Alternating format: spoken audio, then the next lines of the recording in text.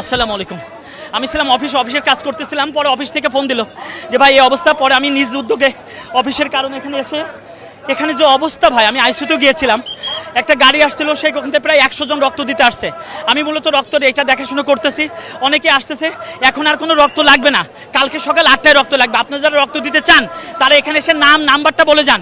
এই ঢাকা, এটা হলো বার্ন ইউনিটের নিচে এসে। আর যে অবস্থা পোড়া রুগীর, এটা দেখে সহ্য করা যায় না। তো উৎসুক জনতা যারা আছে, আমি বলবো রাস্তাটা ক্লিয়ার সরাইতে। এবং এখানে যে অবস্থা, একটা মানুষ, কেউ কারোর মা পুড়ে গেছে, কারোর ছোট বাচ্চা সে পড়ছে, কারণ 3 থেকে 8 পর্যন্ত বেশিরভাগ বাচ্চাগুলাই।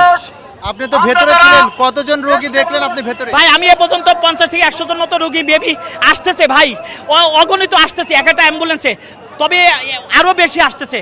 আমি যেগুলো রোগী উঠাইছে সাথে হেল্প করেছি, 2 জন অবস্থা বেশি ভালো, আর বেশিরভাগ অবস্থা ভাই আসলে আল্লাহই জানে।